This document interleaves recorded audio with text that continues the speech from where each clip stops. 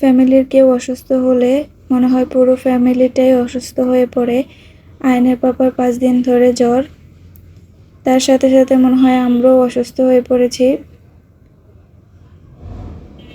আমরা হয়তো শারীরিকভাবে অসুস্থ না, কিন্তু মানসিকভাবে অসুস্থ হয়ে পড়েছি।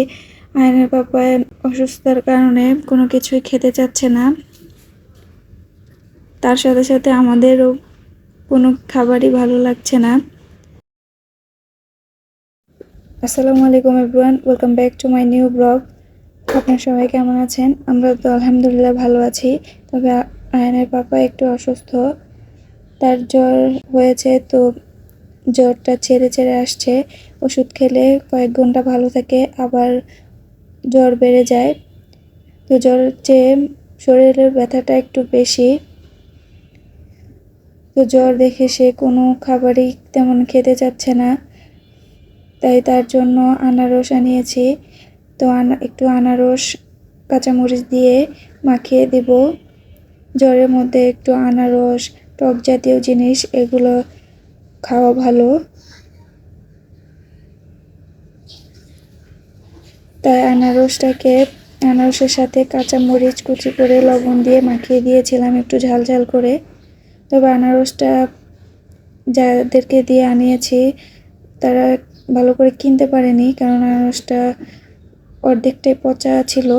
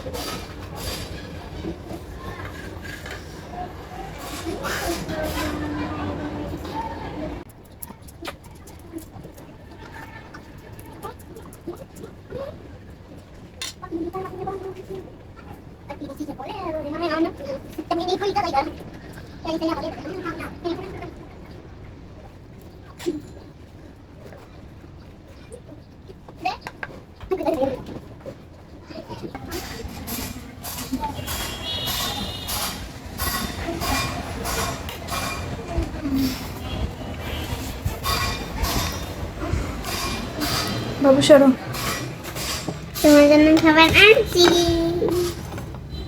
চামচ দেবো? আয়নার পাপার জ্বরের কথা শুনে আমার চাচি আমার বাসায় আসছে আয়নার পাপাকে দেখতে। তার সাথে আমার ভাইও এসেছিল। আমার আম্মু আসতে পারেনি, কারণ আমার চাচি যেদিন আমার আয়নার পাপাকে দেখতে এসেছে, তো সেদিন আবার আমার নানুকে নিয়ে আমার আম্মু হসপিটালে গিয়েছে। কারণ আয়নার পাপা যেদিন থেকে অসুস্থ সেদিন থেকে আমার নানুও অসুস্থ। তো তাদেরকে একটু নাস্তা দিলাম, একটু নুডলস বানিয়ে দিয়েছিলাম, চা বানিয়ে দিয়েছিলাম, সাথে কোল্ড ড্রিঙ্কস দিয়েছি। তো ওগুলোর ভিডিও করা হয়নি।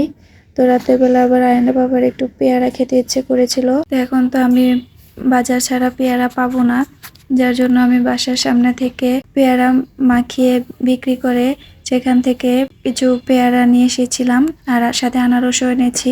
তারপর আবার আয়নের পাপা স্যালাইন বানিয়েছে, তো তার জন্য সেখান থেকে আবার আয়নকেও একটু স্যালাইন দিল খাওয়ার জন্য। আয়ন তার পাপাকে জিজ্ঞেস করছিল, পাপা তুমি স্যালাইন কেন খাচ্ছ? তখন আয়নের পাপা বলছে যে আমি অসুস্থ, তো স্যালাইন খেলে শরীর ভালো থাকে, পটি হলে মানে ঘন ঘন পটি হলে তো স্যালাইন খেলে ভালো হয়ে যায়। আমি আবার বাবুকে জিজ্ঞেস করছিলাম, বাবু তুমি স্যালাইন খাচ্ছ, স্যালাইন খেলে কি হয় তুমি জানো? সে আমাকে বলল স্যালাইন খেলে পটি চলে আসবে, যেখানে সে বলবে যে পটি চলে যায়, সে আমাকে বলছে পটি চলে আসে।